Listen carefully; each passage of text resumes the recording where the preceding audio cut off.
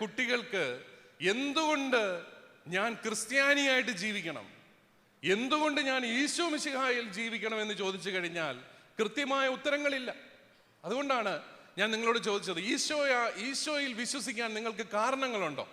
അല്ലെങ്കിൽ ഈ സഭയിൽ വിശ്വസിക്കാനായിട്ട്, ഈ സഭയിൽ അംഗങ്ങളായിട്ട് നിൽക്കാൻ നിങ്ങൾക്ക് കാരണങ്ങളുണ്ടോ? ഇല്ലെങ്കിൽ നമ്മൾ വളരെ പെട്ടെന്ന് വിശ്വാസം മാറും, നമ്മൾ വളരെ പെട്ടെന്ന് സമൂഹങ്ങൾ മാറുന്നു. നമുക്ക് പ്രധാനം എല്ലാം ഒരു പ്രായോഗികത. അത് സാരമില്ല, എല്ലാം ദൈവമല്ലേ. എന്നോടൊരാൾ പറഞ്ഞു, ഞാനിപ്പോൾ ഈശോ എന്ന് പറയാറില്ല, ഈശ്വർ എന്നേ പറയാറുള്ളൂ എന്ന് പറഞ്ഞു. ഈശ്വർ അതാരാണാവോ? ഈശോ എന്നൊക്കെ പറയുമ്പോഴല്ലേ കുഴപ്പമുള്ളൂ. ഈശ്വർ ആവുമ്പോൾ എല്ലാവർക്കും ഈശ്വർ ഉണ്ട്. അപ്പൊ അതുകൊണ്ട് ഏതെങ്കിലും ഒരു ഈശ്വറിന്റെ കൂടെ ഞാനങ്ങ് പോവുക. നിങ്ങൾ ഓർത്തോണം, നമ്മൾ തിരഞ്ഞെടുക്കപ്പെട്ട ജനമാണ്. കർത്താവ് സ്വന്തം രക്തം കൊണ്ട് നേടിയെടുത്ത തിരഞ്ഞെടുക്കപ്പെട്ട സമൂഹമാണ് നമ്മൾ ഓരോരുത്തരും. അത് വെറുതെ ആരെങ്കിലും ഒരാളെ പരിചയപ്പെട്ടു, അല്ലെങ്കിൽ ഏതെങ്കിലും ഒരു സാഹചര്യത്തിൽ ചെന്നു 10 പൈസ കൂടുതൽ കിട്ടുന്ന ഒരു ജോലി കിട്ടും, ഈശോയെ തള്ളിപ്പറയാനുള്ളതല്ല. കാരണം മാമോദീസ തുടങ്ങിയുള്ള സർവ്വ കൂദാശകളും ദൈവകൃപയുടെ നീർച്ചാലുകളായി നമ്മളെ തേടി വരുന്നതാണ്. അത് വെറുതെ അങ്ങ് നമുക്ക് കളയാനായിട്ട് സാധിക്കുകയില്ല. അതുകൊണ്ട് നമ്മൾ തിരഞ്ഞെടുക്കപ്പെട്ട സമൂഹമാണെന്നും ഈശോ മിശിഹ നമ്മളെ രക്തം കൊണ്ട് നേടിയതാണെന്നുമുള്ള വലിയൊരു ബോധ്യം നമുക്ക് എല്ലാവർക്കും ഉണ്ടാവണം. അതാണ് വലിയൊരു സ്നേഹത്തിന്റെ അനുഭവത്തിലേക്ക് കടന്നു വരാനായിട്ട് നമ്മളെ സഹായിക്കുക. അതുകൊണ്ട് നിങ്ങൾ കുമ്പസാരിക്കുമ്പോൾ ഈശോ മിശിഹായിക്ക് പ്രാമുഖ്യം കൊടുക്കാത്ത നിലപാടുകൾ നിങ്ങൾക്കുണ്ടായിട്ടുണ്ടോ എന്നുള്ളത് പ്രത്യേകമായിട്ടൊന്ന് ആത്മശോധന. തമ്പുരാൻ കർത്താവിലുള്ള രക്ഷയ്ക്ക് പ്രാധാന്യം കൊടുക്കാത്ത നിലപാടുകൾ നമുക്കുണ്ടായിട്ടുണ്ടോ എന്നുള്ളത് നമ്മളൊന്ന് ആത്മശോധന ചെയ്യും. ഞാൻ രണ്ടാമതായിട്ട് നിങ്ങളോട് ചോദിക്കുന്നത്, കത്തോലിക്ക സഭയിൽ നിലനിൽക്കാൻ നിങ്ങൾക്ക് കാരണങ്ങളുണ്ടോ എന്നുള്ളതാണ്. കഴിഞ്ഞ വർഷം കത്തോലിക്ക സഭയെക്കുറിച്ച് നിങ്ങൾ കേൾക്കാത്ത ചീത്തയൊന്നുമില്ല അല്ലേ? അച്ഛന്മാരൊന്നും ശരിയല്ല, കന്യാസ്ത്രീകള് ഒന്നും പറയണ്ട, മെത്രാന്മാര് ഇപ്പം ബിഷപ്പാന്നൊക്കെ പറയാൻ തന്നെ എന്നൊക്കെയാണ് ചോദിക്കും. അത് ശരി എന്നൊക്കെ ചോദിക്കും. എല്ലാം കുഴപ്പമാണ്. സഭയെന്ന് പറഞ്ഞു കഴിഞ്ഞാൽ സാമ്പത്തിക മാഫിയ അല്ലേ? എന്തെല്ലാം കാര്യങ്ങളാണ് നമ്മൾ ചാനലുകളിലൂടെ എല്ലാം കേട്ടത്. കുമ്പസാരം എന്ന കൂദാശ മുഴുവൻ അശ്ലീലമാണ്. കുമ്പസാരം മുഴുവൻ അശ്ലീലമാണ്.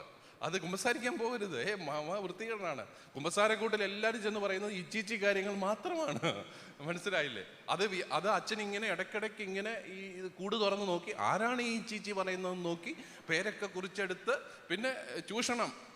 ഇതൊക്കെയാണ് അക്രൈസ്തവരായ നമ്മുടെ സഹോദരങ്ങൾക്ക് നമ്മുടെ കൂദാശയെ കുറിച്ച് കിട്ടിയിരിക്കുന്ന ആശയം. എന്നും ടി വിക്കകത്ത് ചർച്ചയല്ലായിരുന്നോ? ശങ്കരനും ലക്ഷ്മിയും എല്ലാം കൂടെ കുമ്പസാരത്തെ കുറിച്ച് ചർച്ചയാ. അവർക്ക് വല്ലതും കുമ്പസാരം എന്താണെന്നറിയാം? അപ്പൊ നമ്മള് ഈ ഒരു സാഹചര്യത്തിൽ do you have a reason to remain a Catholic? കത്തോലിക്ക സഭയിൽ നിലനിൽക്കാൻ നിങ്ങൾക്കൊരു റീസൺ ഉണ്ടോ? ഞാനിത് പറയുന്നത്, മാറുന്ന ഒരു സാഹചര്യത്തിൽ നമ്മളെ ചോദ്യം ചെയ്യുകയും പരിഹസിക്കുകയും കുറ്റപ്പെടുത്തുകയും ചെയ്യുന്ന ഒരു സാഹചര്യത്തിൽ ഉറച്ചു നിൽക്കണമെങ്കിൽ you should have a reason. നിങ്ങൾ പറഞ്ഞ ആ ശ്ലൈഹിക പാരമ്പര്യത്തിന്റെ ചുവട് പിടിച്ച് ഞാനും പറയും, സത്യവിശ്വാസം നിലനിർത്താൻ ത്യാഗങ്ങൾ സഹിച്ച സഭയാണ് നമ്മുടെ സഭ. ഞാനൊരു ഉദാഹരണം പറയാം. ഇംഗ്ലണ്ട് എന്ന് പറയുന്ന രാജ്യം കത്തോലിക്ക രാജ്യമാണ്, ശക്തമായ കത്തോലിക്ക രാജ്യം. നമ്മൾ രാജാക്കന്മാരുടെ കിരീടധാരണമൊക്കെ നടത്തുന്ന വെസ്റ്റ്മിൻസ്റ്റർ ആബിയെ കുറിച്ച് കേട്ടിട്ടുണ്ട് അല്ലേ? നമ്മുടെ ഡയാന രാജകുമാരി കേട്ടിട്ടുണ്ടോ? ഇപ്പോഴത്തെ രാജകുമാരന്മാരൊക്കെയാണ്? ഇപ്പോഴത്തെ രാജകുമാരന്മാർ അവിടുത്തെ വില്യം, ഹാരി അല്ലേ, അവരൊക്കെയാണ്. ചാൾസ് രാജകുമാരൻ, ഇവരുടെയൊക്കെ കിരീടധാരണ നടക്കുന്ന മനോഹരമായ വെസ്റ്റ്മിൻസ്റ്റർ ആബി എന്ന് പറയുന്നത് ഒരു വെസ്റ്റ്മിൻസ്റ്റർ കത്തീഡ്രൽ, അതൊരു ബെനഡിക്റ്റൈൻ, കത്തോലിക്ക ബെനഡിക്റ്റൈൻ സന്യാസികളുടെ അവരുടെ ആശ്രമമായിരുന്നു. മനോഹരമാണത്. വളരെ ശക്തമായ കത്തോലിക്ക പാരമ്പര്യമുള്ള ഒരു നാട്. ഓക്സ്ഫോർഡ് യൂണിവേഴ്സിറ്റിയുടെ ചരിത്രം എന്നത് ആരംഭിച്ചെന്ന് കൃത്യമായിട്ട് ചോദിച്ചാൽ ആർക്കും അറിയത്തില്ല. ഒരു വില്ലേജ് മുഴുവൻ യൂണിവേഴ്സിറ്റി. നമ്മൾ ഓക്സ്ഫോർഡിൽ ട്രെയിൻ ഇറങ്ങിയിട്ട് ചോദിക്കുക എവിടെ യൂണിവേഴ്സിറ്റി എന്ന് പറയും. അവർ പറയും ഇത് മൊത്തം യൂണിവേഴ്സിറ്റി എന്ന് പറയും. അങ്ങനത്തെ ഒരു ഗ്രാമം മുഴുവൻ പരന്നു കിടക്കുന്ന ഒരു യൂണിവേഴ്സിറ്റി. അതിൻ്റെ അറിയപ്പെടുന്ന ചരിത്രത്തിൽ കത്തോലിക്ക സന്യാസ സമൂഹങ്ങളുണ്ട് അവിടെ. അതിനെ വളർത്താനും ഓരോരോ കോളേജുകൾ സ്ഥാപിക്കാനും ഒക്കെ ആയിട്ട് കത്തോലിക്ക സന്യാസ സ്ഥാപനങ്ങളുണ്ട്. അതുപോലെ അതിൻ്റെ ചുമതലക്കാരനായിട്ടൊരു കർദിനാൾ ഉണ്ടായിരുന്നു. അങ്ങനെ കത്തോലിക്ക ചൈതന്യത്തിൽ വളർന്ന ഒരു രാജ്യമാണ് ഇംഗ്ലണ്ട്. അപ്പോഴാണ് ഹെൻറി 8 രാജാവ് വരുന്നത്. ഹെൻറി 8 രാജാവിന് ഒരു ഭാര്യ ഉണ്ട്. അപ്പോൾ അയാൾക്ക് തോന്നി ഒരാളെ കൂടെ കല്യാണം കഴിക്കണം. അപ്പൊ മാർപ്പാപ്പയ്ക്ക് എഴുതി. അന്ന് ചക്രവർത്തിമാർക്ക് ഇങ്ങനത്തെ ഇടപാടുകളൊക്കെ നടത്തണേ മാർപ്പാപ്പയുടെ അനുവാദം വേണം. കാരണം മാർപ്പാപ്പയുടെ നേരിട്ടുള്ള കീഴില്ല. മാർപ്പാപ്പയ്ക്ക് എഴുതി എനിക്ക് ഒരാളെ കൂടെ കല്യാണം കഴിക്കണം. എനിക്ക് എൻ്റെ കത്തോലിക്ക സഭയെക്കുറിച്ച് ഏറ്റവും അഭിമാനം തോന്നുന്ന ഒരു മുഹൂർത്തമാണത്. മാർപ്പാപ്പ പറഞ്ഞു, പ്രിയപ്പെട്ട ചക്രവർത്തി, അങ്ങ് ചക്രവർത്തി ആയിരിക്കാം, പക്ഷെ ദൈവത്തിന്റെ നിയമം മാറ്റാൻ എനിക്ക് അവകാശമില്ല. അനുവാദം കൊടുത്തില്ല. ഫലം എന്താണ്? ഹെൻറി 8 കത്തോലിക്ക സഭയിൽ നിന്ന് ഇംഗ്ലണ്ടിനെയും കൊണ്ടങ്ങ് പോയി. എന്നിട്ട് പറഞ്ഞു, നാളെ മുതൽ ഞാനാണ് മാർപ്പാപ്പ. ആംഗ്ലിക്കൻ സഭ അങ്ങനെയാണ് ഉണ്ടായത്. ഞാനാണ് മാർപ്പാപ്പ. ഇനി മാർപ്പാപ്പയായിട്ട് ബന്ധമൊന്നുമില്ല. കത്തോലിക്ക സഭയെന്ന് മിണ്ടിയാൽ അവന്റെ തല വെട്ടിയേക്കണം. ഭയങ്കരമായ കൊടിയ പീഡനങ്ങളും ഒക്കെയായി. മാർപ്പാപ്പയ്ക്ക് വേണമെങ്കിൽ ഒന്ന് കണ്ണടച്ചായിരുന്നെങ്കിൽ ചക്രവർത്തി അല്ലേ, ഒരാളെ കൂടെ കെട്ടി നിൽക്കുന്നുണ്ട്, ആർക്കെന്നെ ഏതോ എന്നൊന്ന് വിചാരിച്ചിരുന്നെങ്കിൽ ഒരു രാജ്യം മുഴുവൻ കത്തോലിക്ക സഭയിൽ നിലനിന്നേനെ. പക്ഷേ കുടുംബത്തെക്കുറിച്ച്, വിവാഹത്തിന്റെ പവിത്രതയെക്കുറിച്ചുള്ള ദൈവത്തിന്റെ ഇഷ്ടം സൂക്ഷിക്കാൻ, അത് നിലനിർത്താൻ വേണ്ടി മാർപ്പാപ്പ ഒരു കോംപ്രമൈസിനും തയ്യാറായില്ല. അതുപോലെ നിങ്ങൾ കത്തോലിക്ക സഭയുടെ ചരിത്രം പഠിക്കുമ്പോൾ ഇരുണ്ട യുഗങ്ങളുണ്ട്. മെത്രാന്മാര് കുഴപ്പക്കാര്, മാർപ്പാപ്പമാര് കുഴപ്പക്കാര്, വൈദികർ കുഴപ്പക്കാരെന്നൊക്കെ പറഞ്ഞൊക്കെ നമ്മൾ പഠിക്കും. പക്ഷേ സത്യവിശ്വാസം സംരക്ഷിക്കുന്ന കാര്യത്തിൽ ഒരു ഒത്തുതീർപ്പും നടത്താത്ത സഭയാണ് കത്തോലിക്ക സഭ. അതിൻ്റെ പേര് നഷ്ടങ്ങൾ ഉണ്ടായിട്ടുണ്ട് സഭയ്ക്ക്. ഭൗതികമായ നഷ്ടങ്ങൾ ഒത്തിരി ഉണ്ടായിട്ടുണ്ട്. പക്ഷേ തലമുറയായിട്ട് മാർപ്പാപ്പമാര് മാറുന്നതോറും ഒന്നും സത്യവിശ്വാസത്തിന്റെ കാര്യത്തിൽ ഒരു കോംപ്രമൈസിനും ഈ സഭ തയ്യാറായിട്ട്. അതാണ് നമ്മുടെ സഭയുടെ മേന്മ. ആ സഭയാണ് തകർക്കാനായിട്ട് ഈ കൊച്ചു കേരളത്തിൽ ശ്രമങ്ങൾ ഉണ്ടാകുന്നത് എന്നുള്ളത് നമ്മൾ തിരിച്ചറിയണം. നമ്മുടെ ഈ സഭ ഇങ്ങനെ നിലനിൽക്കുന്നുണ്ടെങ്കിൽ, ഇത്രയും ശക്തമായിട്ട് നിലനിൽക്കുന്നുണ്ടെങ്കിൽ, പ്രിയപ്പെട്ട സഹോദരി സഹോദരന്മാരെ, അതിൻ്റെ പ്രധാനപ്പെട്ട കാരണം സഭയിലെ ശുശ്രൂഷ സംവിധാനമാണ്. മാർപ്പാപ്പായും മെത്രാന്മാരും വൈദികരും സന്യസ്തരും കുടുംബനാഥന്മാരും കുടുംബനാഥകളും അങ്ങനെ തുടങ്ങിയുള്ളൊരു ശുശ്രൂഷ സംവിധാനം. അതുകൊണ്ട് നമ്മളെ തകർക്കണമെങ്കിൽ ഒരു കാര്യം ചെയ്താൽ മതി, ഈ ശുശ്രൂഷ സംവിധാനത്തെ തകർത്താൽ മതി. നമ്മളെല്ലാം പലതായിക്കോളും. ബൈബിളിൽ തന്നെ പറയുന്നുണ്ട്, അവർ ഇടയനെ അടിക്കും, ആടുകൾ ചിതറിപ്പോകും. അവർ ഇടയനെ അടിക്കും. അത് ചരിത്രത്തിൽ എന്നും മാർപ്പാപ്പമാരെ തകർക്കാനായിട്ട് ശ്രമങ്ങൾ ഉണ്ടായിട്ടുണ്ട്. മെത്രാന്മാർക്കെതിരെ ഇല്ലാത്ത അപവാദങ്ങൾ മുഴുവൻ പറഞ്ഞുണ്ടാക്കിയിട്ടുണ്ട്. വൈദികർക്കെതിരെ ഉണ്ടായിട്ടുണ്ട്. കാരണം ഈ വൈദികർക്കും മെത്രാന്മാർക്കും മാർപ്പാപ്പയ്ക്കും ഒക്കെ എതിരെ ഇങ്ങനെ ആരോപണങ്ങൾ ഉന്നയിച്ചുകൊണ്ടിരുന്ന സാധാരണ മനുഷ്യർക്ക് അവരുള്ള വിശ്വാസം പോവും. അതോടുകൂടി മനുഷ്യൻ പള്ളി കയറാണ്ടാവും. പിന്നെ സഭ പലതാവും. കാരണം സഭ ഇങ്ങനെ ശക്തമായിട്ട് നിന്നാൽ ഏറ്റവും അസ്വസ്ഥതയുണ്ടാകുന്നത് സാത്താനാണ്. ആത്മാക്കളുടെ രക്ഷയെ നടക്കണമെങ്കിൽ സഭ വേണം. സഭ ശക്തമായിട്ട് നിന്നാൽ ഏറ്റവും അസ്വസ്ഥത സാത്താനാണ്. അതുകൊണ്ട് ഇതിനെ തകർക്കാൻ സാത്താൻ ശ്രമിച്ചുകൊണ്ടേയിരിക്കും. നമ്മൾ ഓർക്കണം, ഈ കത്തോലിക്ക സഭ കേരളത്തിൽ ഇല്ലായിരുന്നെങ്കിൽ കേരളത്തിൻ്റെ ചരിത്രം എന്താകുമായിരുന്നു? ഇന്ന് കേരളം പല കാര്യങ്ങളിൽ 1-ാം സ്ഥാനത്താണ് അല്ലേ?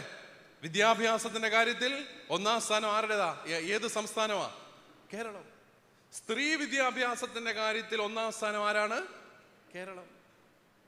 അതുപോലെ ആരോഗ്യ പരിരക്ഷയുടെ കാര്യത്തിൽ 1-ാം സ്ഥാനം കേരളം. പിന്നെ അതുപോലെ സ്ട്രീറ്റ് ചിൽഡ്രൻ, അതായത് ബാലവേല ഇല്ലാത്ത ഒരേ ഒരു സംസ്ഥാനം, ഇന്ത്യയിലെ ഒരേ ഒരു സംസ്ഥാനം കേരളം. വെള്ളവടിയിൽ 1-ാം സ്ഥാനമുള്ള സംസ്ഥാനം കേരളം. ആത്മഹത്യാ നിരക്കിൽ 1-ാം സ്ഥാനമുള്ള സംസ്ഥാനം കേരളം. ഭയങ്കര അത്ഭുതമാണ്, ഇതെല്ലാം കൂടെ എങ്ങനെ ചേർന്ന് പോകുന്നു. പക്ഷെ ഈ വിദ്യാഭ്യാസപരമായിട്ട് ഇതുപോലെ ആരോഗ്യ പരിരക്ഷയുടെ കാര്യത്തിലൊക്കെ കേരളം 1-ാം സ്ഥാനത്തായതിൻ്റെ ഒരു കാരണം നമ്മുടെ ഇവിടെ 27% ക്രൈസ്തവ സമൂഹമായിരുന്നു. 27% ഇപ്പോഴല്ല കേട്ടോ, സ്വാതന്ത്ര്യം കിട്ടുമ്പോൾ നമ്മൾ 27% ഉണ്ടായിരുന്നു കേരളത്തിൽ. പിന്നെ നമ്മളെല്ലാവരും കൂടെ അധ്വാനിച്ച് 2019 ആയപ്പോൾ അത് 18% കുറഞ്ഞിട്ടുണ്ട് ക്രിസ്ത്യാനികൾ. ഇനി അത് എത്ര ശതമാനമാകുന്നു ഒരു പിടിയില്ല. ഉള്ളതുങ്ങളൊന്നും നാട്ടിലില്ല താനും, എല്ലാം വിദേശത്താണ്. അപ്പോൾ ഇവിടെ എത്ര പേരുണ്ടെന്ന് ഇപ്പോൾ അത് കണക്കെടുക്കണ്ട അങ്ങോട്ട്. അപ്പം നമ്മൾ ഇത്രയും വലിയ ശതമാനം ക്രൈസ്തവർ ഇവിടെ ഇല്ലായിരുന്നെങ്കിൽ ഇത്രയും വിദ്യാഭ്യാസ സ്ഥാപനങ്ങൾ ഉണ്ടാകുമായിരുന്നോ? ഇല്ല. അതുപോലെ നമ്മുടെ വില്ലേജുകളിൽ മുഴുവൻ സർക്കാരിന് ആശുപത്രികൾ തുറക്കാൻ പറ്റാഞ്ഞ സർവ്വ സ്ഥലങ്ങളിലും ഡിസ്പെൻസറികൾ തുറന്ന് മലയാളിയുടെ ആരോഗ്യത്തിന് കാവലത് നമ്മുടെ കന്യാസ്ത്രീകളാകട്ടോ. കന്യാസ്ത്രീകളെ എന്തെല്ലാം പറയുന്നത്? കന്യാസ്ത്രീകളുടെ ഹോസ്റ്റലിൽ പഠിക്കുന്ന പെൺപിള്ളേരാണെങ്കിൽ പറയുകയും വേണ്ട, എന്തെല്ലാമായിരിക്കും പറയുന്നത് അല്ലേ അവരെ കുറിച്ച്. ഹോസ്റ്റലിൽ സിസ്റ്റേഴ്സ് നടന്ന ഹോസ്റ്റലിൽ പഠിക്കുന്ന പെൺപിള്ളേർക്ക് ആജന്മ ശത്രുക്കളാണ് കന്യാസ്ത്രീകൾ. പക്ഷെ അവരൊക്കെ വളർന്ന് ഒരു ജോലിയൊക്കെ നേടി ജീവിതത്തിൽ എന്തെങ്കിലും ആയി കഴിയുമ്പോൾ തിരിഞ്ഞു നോക്കുമ്പോൾ അയ്യോ ആ കന്യാസ്ത്രീ ഇല്ലായിരുന്നെങ്കിൽ ജീവിതം കൈവിട്ടു പോയേനെ എന്ന് ചിലപ്പം പിന്നീട് തിരിച്ചറിവുണ്ടാവും. പക്ഷെ അവരുടെയൊക്കെ ഒരു സാന്നിധ്യം, അവരുടെ ശുശ്രൂഷയില്ല. ഞാൻ ഈ കഴിഞ്ഞ നോയമ്പ് കാലത്ത് മുഴുവൻ ഞങ്ങളുടെ അതിരൂപതയിലെ കാരുണ്യ ഭവനങ്ങളിലൂടെ കുർബാനയില്ലേ നടക്കുമായിരുന്നു. എന്ന് പറഞ്ഞാൽ ശാരീരിക വൈകല്യമുള്ള, മാനസിക വൈകല്യമുള്ള കുഞ്ഞുങ്ങൾ, ഉപേക്ഷിക്കപ്പെട്ട അമ്മമാര്, മാനസിക രോഗമുള്ള സ്ത്രീകൾ. ഇവിടെ 100 മാനസിക രോഗികളായ സ്ത്രീകളെ നമ്മുടെ റോസ്ലിൻ സിസ്റ്റർ കരേറ്റ് എന്ന് പറയുന്ന സ്ഥലത്ത് നോക്കുന്നുണ്ട്. 2 സിസ്റ്റേഴ്സും കുറച്ച് അൽമാരും എല്ലാവരും കൂടെ 100 മാനസിക രോഗികളായ സ്ത്രീകൾ. അയ്യോ, അവിടെയൊക്കെ നിങ്ങൾ പറ്റുമെങ്കിൽ അവിടെയൊക്കെ പോകണം കേട്ടോ. എല്ലാ കാരുണ്യ ഭവനങ്ങളിലും ഇടയ്ക്ക് പോകണം. അവിടെ ഒരു ദിവസം പോയി ജോലി ചെയ്യണം. നമ്മുടെ സർവ്വ അഹങ്കാരവും തീരും. നമ്മുടെ അഹങ്കാരം എല്ലാം അവിടെ ചെന്ന് മനുഷ്യന്റെ അവസ്ഥ കാണുമ്പോൾ എല്ലാം തീരും, എല്ലാം ഓക്കെ ആവും, നമ്മൾ നോർമലാവും. അപ്പൊ ഈ കാരുണ്യ ഭവനങ്ങളൊക്കെ നടത്തുന്നത് ഞാൻ ഓർക്കും, ഞാൻ അവിടെ 10 മിനിറ്റ് നിൽക്കുമ്പോൾ അവിടുത്തെ മണം സഹിക്കാൻ പറ്റത്തില്ല. പക്ഷെ ഈ കന്യാസ്ത്രീകൾ അതിരാവിലെ എഴുന്നേറ്റ് ഇതുങ്ങളെല്ലാം എഴുന്നേൽപ്പിച്ച് കിടക്കപ്പായെന്ന് എഴുന്നേൽപ്പിക്കുക ഏത് പരുവത്തിലാണ് നമുക്കറിയാം. എല്ലാത്തിനെയും കുളിപ്പിച്ച് വൃത്തിയാക്കി എല്ലാവരെയും കുർബാനയിൽ പങ്കെടുപ്പിക്കും. എന്തോ ഒരു അധ്വാനം അവർ ചെയ്യുന്നു.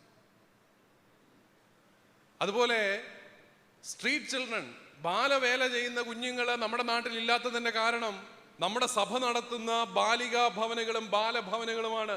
നമുക്ക് അഭിമാന ബോധം വേണം നമ്മുടെ സഭയെക്കുറിച്ച്. ഇനി നമ്മൾ ഓർക്കണം, നമ്മുടെ സഭയെക്കുറിച്ച് ഒത്തിരി തെറ്റിദ്ധാരണകളാണ് പറയുന്നത്. സഭ ഒരു വലിയ സാമ്പത്തിക മാഫിയാണ്. മെത്രാമാരെല്ലാം കോടിക്കണക്കിന് രൂപയുടെ മുകളിൽ ഇങ്ങനെ ഉലാത്തുന്നവരാണ്. പോലീസും പട്ടാളവും എല്ലാം മെത്രാമാർക്ക് വഴങ്ങും. പക്ഷെ ഞങ്ങളെല്ലാം പിടിച്ച് ജയിലിൽ ഇടുന്നുണ്ട് താനും. ഞങ്ങൾ വിചാരിച്ചു കഴിഞ്ഞാൽ എല്ലാം പോലീസിനെയൊക്കെ നിയന്ത്രിക്കാൻ പറ്റും. ഞങ്ങളിങ്ങനെ കോടിക്കണക്കിന് രൂപ എറിഞ്ഞെറിഞ്ഞ് കളിക്കുന്ന ആൾക്കാരാണ്. ഞാനിതൊക്കെ കേട്ട അന്ന് എൻ്റെ മുറി മുഴുവൻ തപ്പിയായിരുന്നു, എവിടെയെങ്കിലും കോടികളുണ്ടോ എന്ന്.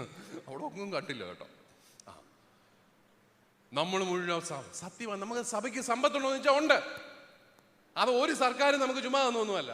നമ്മുടെ ആൾക്കാർ പിടിയേരി പിരിച്ചും ദശാംശം കൊടുത്ത് ഉണ്ടാക്കിയതാ പിരിവ് അല്ലേ.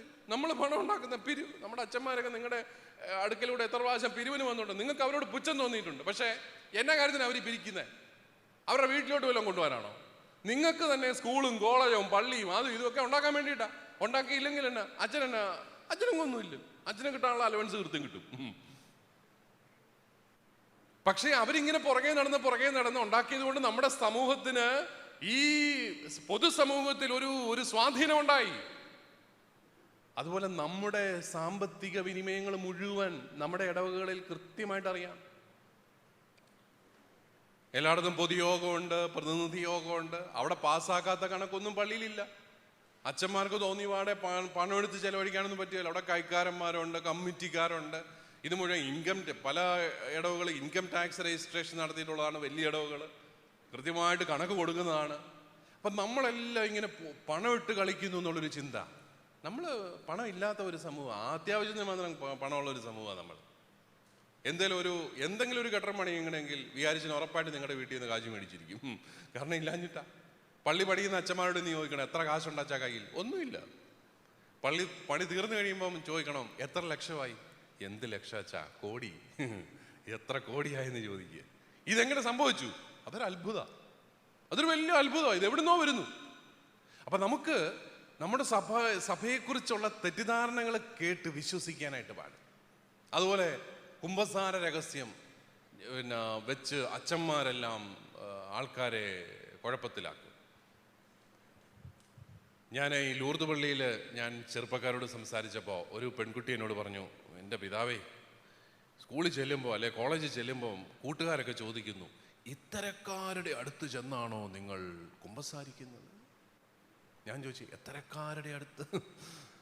ഇത്ര മ്ലേച്ഛമായ പ്രവർത്തനങ്ങൾ നടത്തുന്ന ആൾക്കാരുടെ അടുത്ത് ചെന്നാണോ നിങ്ങൾ കുമ്പസാരിക്കുന്നത്? ഞാൻ ചോദിച്ചു, മോളെ നീ എത്ര നാളായി കുമ്പസാരിക്കാതെ? ഞാൻ 5-8 വർഷമായി. എന്നിട്ട് ഏത് മ്ലേച്ഛൻ്റെ അടുത്താണ് നീ പോയി കുമ്പസാരിച്ച്? അയ്യോ പിതാവേ, ഞങ്ങളുടെ അച്ഛന്മാരെല്ലാം നല്ല അച്ഛന്മാരാ. പിന്നെ ഏതച്ഛനെ കുറിച്ചാണ് നിങ്ങൾ പറയുന്നത്? അല്ല, അതെങ്ങനെ അവരിങ്ങനെ ചോദിക്കുന്നു? അത് തന്നെയാണ് അവരുടെ ലക്ഷ്യം. നിങ്ങൾ കുമ്പസാരിക്കരുത്. കുമ്പസാരിക്കുന്നതിനെ കുറിച്ച് നാണക്കേട് തോന്നണം നിങ്ങൾക്ക്. അതുപോലെ നമ്മുടെ തലയിലോട്ട് കുമ്പസാരത്തിന് വിരുദ്ധമായ ചിന്തകൾ ഇങ്ങനെ പറഞ്ഞു വരിക. എനിക്കൊരു വലിയ സന്തോഷം, കഴിഞ്ഞ ജൂലൈ മാസം ഈ കുമ്പസാരത്തെ കുറിച്ചുള്ള സർവ്വ വൃത്തികേടുകളും ചാനലുകൾ ഇങ്ങനെ പ്രക്ഷേപണം ചെയ്തുകൊണ്ടിരുന്ന സമയത്ത് ചങ്ങനാശ്ശേരി SB കോളേജിൽ ധ്യാനം നടത്തി. അപ്പോൾ ധ്യാനിപ്പിക്കാൻ വന്ന ഒരു അച്ഛന് അസുഖമൊക്കെ ആയതുകൊണ്ട് ഒരു ടോക്ക് കൊടുക്കാൻ ഞാൻ പോയി. പിന്നെ അന്ന് ഞങ്ങളുടെ ഡാനിയൽ അച്ഛൻ ഞങ്ങളുടെ അച്ഛന്മാരെ അവിടെ ധ്യാനിപ്പിക്കുന്നുണ്ട്. ഞാൻ അച്ഛൻ്റെ കയ്യെ കാലെ പിടിച്ച് ഒരു ടോക്ക് അച്ഛനെ കൊണ്ട് കൊടുപ്പിച്ചു. പ്രിയപ്പെട്ടവരെ, അന്ന് ഉച്ച കഴിഞ്ഞ് ചരിത്രത്തിൽ ഇല്ലാത്ത രീതിയിൽ 24 അച്ഛന്മാർ 6 മണിക്കൂർ ഇരുന്നിട്ടും നമ്മുടെ ചെറുപ്പക്കാരുടെ കുമ്പസാരം തീർന്നില്ല. അതാണ് നമ്മുടെ വിശ്വാസത്തിന്റെ അനുഭവം. അവനിവനൊന്നും കുമ്പസാരത്തെ കുറിച്ച് പറഞ്ഞാൽ കുമ്പസാരത്തിലൂടെ ഒഴുകുന്ന കൃപകൾക്ക് കുറവുണ്ടാവുന്നില്ല എന്നുള്ളൊരു തിരിച്ചറിവ് നമുക്കുണ്ടാവണം. അതുപോലെ വേറൊരു കാര്യം പറഞ്ഞത്, കന്യാസ്ത്രീകളെല്ലാം പീഡിതരാണ്. ഇവിടെയുണ്ട് 5-6 പീഡിതര്, അല്ലെ സിസ്റ്റേഴ്സിനെ കണ്ടായിരുന്നു. കന്യാസ്ത്രീകളെല്ലാം പീഡിപ്പിക്കപ്പെട്ട് കിടക്കുകയാണ്. അവരുടെ പണം, അവർ അധ്വാനിച്ചുണ്ടാക്കുന്ന കാശും കൊണ്ട് സഭ പോവുകയാണ്. സഭ പോകുക എന്ന് പറയുമ്പോൾ അക്രൈസ്തവർക്ക് മനസ്സിലായിരിക്കുന്നത്, ഞങ്ങൾ പാവം മെത്രാന്മാർക്കാണല്ലോ എല്ലാ പഴിയും. ഞങ്ങൾ മെത്രാന്മാർ എല്ലാ മാസവും 30-ാം തീയതി മഠങ്ങളിലും ഒരു ചാക്കും കൊണ്ട് ചെല്ലും. എന്നിട്ട് പറയും, കന്യാസ്ത്രീ നിന്റെ ശമ്പളം ഇങ്ങി തരൂ. ശമ്പളം പിടിച്ചെടുത്ത് ചാക്കി കെട്ടി ഞങ്ങൾ പോകുമ്പോൾ പുറകെ മദർ വരും, പിതാവേ ഞങ്ങൾക്ക് കഞ്ഞി കുടിക്കാൻ 1000 രൂപ. ഉടനെ പിതാവ് അതങ്ങോട്ട് ചാക്ക് തുറന്ന് ആയിരങ്ങളുടെ കെട്ടുകൾക്കിടയിൽ നിന്ന് ഒരു 500 രൂപയുടെ നോട്ടെടുത്ത് അങ്ങോട്ട് പോകും. ഇതൊക്കെയാണ് നാട്ടുകാർക്ക് കിട്ടിയിരിക്കുന്ന ഐഡിയ. ഇവരുടെ കന്യാസ്ത്രീകൾ ജോലി ചെയ്യുന്നു, മെത്രാന്മാർ കാശും കൊണ്ടുപോകുന്നു, അങ്ങോട്ട് എന്നാ മതി കിട്ടും. നമ്മുടെ സിസ്റ്റേഴ്സിന്റെ കമ്മ്യൂണിറ്റികളെ പോലെ ഇത്രയും ഇൻഡിപെൻഡൻസ് ഉള്ള, സ്വാതന്ത്ര്യമുള്ള സമൂഹങ്ങൾ, അവർക്ക് പ്രൊവിൻഷ്യല്, വൈസ് പ്രൊവിൻഷ്യല്, പിന്നെന്താണ് കൗൺസിലർമാര്, സാമ്പത്തിക ഓഫീസർ തുടങ്ങി സർവ്വ സംവിധാനങ്ങളുമുള്ള സമൂഹങ്ങൾ വേറെ ഇല്ല. അതുപോലെ അവരെ എല്ലാം പീഡിപ്പിക്കുകയാണ്, അവരെല്ലാം കഷ്ടപ്പെടുകയാണ്. നിങ്ങൾ ഓർക്കണം, ഞാനാണെങ്കിൽ ഈ സിസ്റ്റേഴ്സിന്റെ സ്കൂളിലാണ് പഠിച്ചത്, LP സ്കൂളിൽ. എൻ്റെ കർത്താവേ, അവരെന്നെ പീഡിപ്പിച്ചിട്ടേ ഉള്ളൂ, ആരോടും പറയണ്ട. എന്നോ അടിച്ചോണ്ട് മരിച്ചുപോയ ഞങ്ങളുടെ ഹെഡ് മിസ്റ്റർ അമ്മ ഇപ്പോഴും ഞാൻ ഓർക്കുന്നു, എന്നോ തല്ലായിരുന്നു. ആ തല്ലൊക്കെ കിട്ടിയില്ലായിരുന്നെങ്കിൽ നമ്മളാ ഇവിടെ എത്തത്തില്ലായിരുന്നു കേട്ടോ, ആ വഴി പോയത്. നല്ല കരുത്തരായ സ്ത്രീകളാണ് കന്യാസ്ത്രീകൾ. പല കാര്യങ്ങളും വേണ്ടെന്ന് വെച്ചാണ് അവര് കർത്താവിന്റെ ശുശ്രൂഷയ്ക്കായിട്ട് പോകുന്നത്. വേണ്ടെന്ന് വെക്കാൻ സാധിക്കണമെങ്കിൽ കരുത്ത് വേണം, ഉള്ളിൽ കരുത്ത് വേണം, നോ പറയാൻ. അവരേറ്റവും കരുത്തരായ സ്ത്രീകളാണ്. അവരുടെ കൂട്ടത്തിൽ അധ്യാപകരുണ്ട്, അവരുടെ കൂട്ടത്തിൽ അവരുടെ സഭ അവരെ പഠിപ്പിക്കാവുന്നവരെ എല്ലാം പരമാവധി പഠിപ്പിക്കും. ഡോക്ടറേറ്റ് എടുത്തവരുണ്ട്. നിങ്ങൾ കേരളത്തിലെ 10 മുന്തിയ A ഗ്രേഡ് കോളേജുകൾ എടുത്തു നോക്കി 5 എണ്ണത്തിന്റെ പ്രിൻസിപ്പലും കന്യാസ്ത്രീകളായിരിക്കും. കേരളത്തിലെ ഏറ്റവും നല്ല 100 സ്കൂളുകൾ എടുത്തു നോക്കിയാൽ 50 എണ്ണത്തിന്റെ തലപ്പത്തും കന്യാസ്ത്രീകളാണ്. അവർ നടന്ന സ്കൂളുകൾ നല്ല സ്കൂളുകളാണ്. അവരുടെ കൂട്ടത്തിൽ അഭിഭാഷകരുണ്ട്, സുപ്രീം കോടതിയിൽ ഉൾപ്പെടെ അഭിഭാഷകരുണ്ട്, കന്യാസ്ത്രീകൾ ഹൈക്കോടതിയിലുണ്ട്. അതുപോലെ സാമൂഹ്യ പ്രവർത്തകർ ഇഷ്ടം പോലെ. നോർത്ത് ഇന്ത്യൻ ഗ്രാമങ്ങളിൽ അത്ഭുതങ്ങൾ വിളയിച്ച സാമൂഹ്യ പ്രവർത്തകരുണ്ട് നമ്മുടെ കന്യാസ്ത്രീകൾ. അവരെയാണ് പീഡിതരാണ്, അവർ മർദ്ദിതരാണ് എന്നൊക്കെ പറയുന്നത്. നമുക്ക് കുറേയൊക്കെ അവരുടെ ജീവിതം മനസ്സിലാവും, കാരണം നിങ്ങളൊക്കെ കോൺവെന്റുകളിൽ പോയിട്ടുണ്ട്. പക്ഷേ ഇതെല്ലാം കേൾക്കുന്ന അക്രൈസ്തവരുടെ തലയ്ക്കകത്ത് സഭയെക്കുറിച്ചുള്ള തെറ്റിദ്ധാരണകൾ അങ്ങനെ നിറഞ്ഞിരിക്കുകയാണ്. അതുപോലെ സഭയിൽ അച്ചന്മാർ അനീതി ചെയ്താൽ മെത്രാന്മാരത് പരമാവധി മൂടി വെക്കും. നമ്മൾ ഓർക്കണം, നമ്മുടെ വൈദികരെ കുറിച്ചോ സമർപ്പിതരെ കുറിച്ചോ മെത്രാന്മാരുടെ അധികാരത്തിന് കീഴിലുള്ളവരെ കുറിച്ചോ പ്രത്യേകിച്ച് ധാർമ്മികമായ മേഖലകളിൽ പരാതികൾ കിട്ടിയാൽ ഏറ്റവും ആദ്യം നടപടിയെടുക്കും. പക്ഷെ പരാതികൾ കിട്ടാതെ നടപടിയെടുക്കാൻ പറ്റില്ല. നമുക്കതിനെല്ലാം സംവിധാനങ്ങളുണ്ട്. പക്ഷേ പറഞ്ഞു വരുമ്പോൾ നമ്മൾ ഓർക്കണം, കഴിഞ്ഞ വർഷം ചാനലുകൾ ചർച്ച ചെയ്തത് 100 അച്ഛന്മാരുടെ കുഴപ്പമല്ല. എത്ര അച്ഛന്മാരുടെ കുഴപ്പമാണ്? ഒരച്ഛൻ്റെ കുഴപ്പം. ഒരച്ഛൻ്റെ കുഴപ്പവും പറഞ്ഞ് എത്ര ദിവസമാണ് അവർ ചർച്ച ചെയ്തത്. ഇതിന് മാത്രം ഇതാണോ കേരളത്തിലെ ഏറ്റവും വലിയ പ്രശ്നം? ഒരച്ഛനാണ്ട് കുഴപ്പം കാണിച്ചു, അതിന് നിങ്ങൾ പിടിച്ച് ശിക്ഷിച്ചോണം, അത്ര. പക്ഷേ നമുക്ക് നമ്മുടെ സമൂഹത്തെ പരിഹസിക്കാൻ, നാണം കെടുത്താനുള്ള ശ്രമങ്ങൾ ഉണ്ടാകുമ്പോൾ why should I B A Catholic എന്നുള്ളൊരു ചോദ്യത്തിന് നിങ്ങൾ ഓരോരുത്തരും ഉത്തരം കണ്ടെത്തണം. ഞാൻ അവസാനിപ്പിക്കുകയാണ്. പ്രിയപ്പെട്ട അനുജന്മാരെ, അനുജത്തിമാരെ, എനിക്ക് നിങ്ങളെക്കുറിച്ച് ഒത്തിരി സന്തോഷമാണ്. കർത്താവിൽ ശക്തിപ്പെടാനായിട്ട് ഇവിടെ കടന്നു വന്നു. ദൈവം നിങ്ങളെല്ലാവരും സമൃദ്ധമായിട്ട് അനുഗ്രഹിക്കും. പക്ഷെ നമുക്ക് കിട്ടിയ ഏറ്റവും വലിയ ദാനം പരിശുദ്ധാത്മാവാണ്. അത് മറക്കരുത്. അഭിഷേകം കിട്ടിയവരാണ് നമ്മൾ. അതുകൊണ്ട് ആ വെളിച്ചത്തോടു കൂടി ജീവിക്കേണ്ടവരാണ്. സന്തോഷത്തോടുകൂടി, സ്നേഹത്തോടുകൂടി സാക്ഷ്യം വഹിക്കേണ്ടവരാണ്. കർത്താവ് ഈശോ മിശിഹായ്ക്ക് വേണ്ടി ജീവിക്കാനും കർത്താവ് ഈശോ മിശിഹ ജീവിക്കുന്നവരായിട്ട് മാറാനും നമുക്ക് സാധിക്കണം. അപ്പോഴാണ് നമ്മളിലൂടെ ദൈവം പ്രവർത്തിക്കുന്നത്. അതുകൊണ്ട് നിങ്ങളെല്ലാവരും വളരെ സന്തോഷപൂർവ്വം ഈ കൂട്ടായ്മയിൽ വന്ന് ദൈവത്തെ ആരാധിക്കുകയും സ്തുതിക്കുകയും എല്ലാം ചെയ്യുന്നു. നിങ്ങളെല്ലാവരെയും ദൈവം സമൃദ്ധമായിട്ട് അനുഗ്രഹിക്കട്ടെ എന്ന് പ്രാർത്ഥിക്കുകയാണ്. കർത്താവായ ഈശോയെ, അവിടുത്തെ ഞങ്ങളെല്ലാവരെയും മാമോദീസായിലൂടെ, അവിടുത്തെ അഭിഷേകത്തിലൂടെ തിരഞ്ഞെടുക്കപ്പെട്ട ജനമാകുവാനായിട്ട് വിളിച്ചു. അവിടുന്ന് ഞങ്ങൾക്ക് കൃപ നൽകി. ജീവിതത്തിൻ്റെ ഓരോ ഘട്ടത്തിലും മുൻപോട്ട് പോകാൻ ഞങ്ങൾക്ക് ഒത്തിരിയേറെ കൃപാവരങ്ങൾ അവിടുന്ന് നൽകിക്കൊണ്ടേയിരിക്കുന്നു. തമ്പുരാനെ, ജീവിതത്തിൽ ഏത് സാഹചര്യത്തിലാണെങ്കിലും നിന്നെ തള്ളിപ്പറയുവാൻ, നിന്നെ ഓർത്ത് ലജ്ജിക്കുവാൻ ഞങ്ങൾക്കൊരിക്കലും ഇടയാകാതിരിക്കട്ടെ. ശ്രീലങ്കയിൽ നിന്റെ നാമത്തെ പ്രതി ജീവൻ ത്യജിച്ച 250-ലേറെ സഹോദരങ്ങളെ ഞങ്ങൾ ഓർക്കുന്നു. വലിയ സമൃദ്ധിയിലായിരിക്കുമ്പോഴും സ്വാതന്ത്ര്യത്തിലായിരിക്കുമ്പോഴും കർത്താവെ, നിനക്ക് സാക്ഷ്യം വഹിച്ചുകൊണ്ട് ജീവിക്കുവാൻ ഞങ്ങളെ ഓരോരുത്തരെയും അനുഗ്രഹിക്കണമേ. ഈ ലോക ജീവിതത്തിൻ്റെ സുരക്ഷിതത്വങ്ങളല്ല, നിത്യജീവിതമാണ് ജീവിതത്തിൻ്റെ ഏറ്റവും വലിയ പുണ്യമെന്ന് ചിന്തിക്കുവാൻ ഞങ്ങളെ ഓരോരുത്തരെയും അനുഗ്രഹിക്കണമേ എന്ന് പ്രാർത്ഥിക്കുന്നു. അമ്മേ മാതാവേ, ഞങ്ങൾക്ക് വേണ്ടി പ്രാർത്ഥിക്കണമേ. നന്മ നിറഞ്ഞ മറിയമേ സ്വസ്തി, കർത്താവ് അങ്ങയുടെ കൂടെ സ്ത്രീകളിൽ അങ്ങ് അനുഗ്രഹിക്കപ്പെട്ടവളാവും. അങ്ങയുടെ ഉദരത്തെ ഫലമായി ഈശോ അനുഗ്രഹിക്കപ്പെട്ടവരാവും.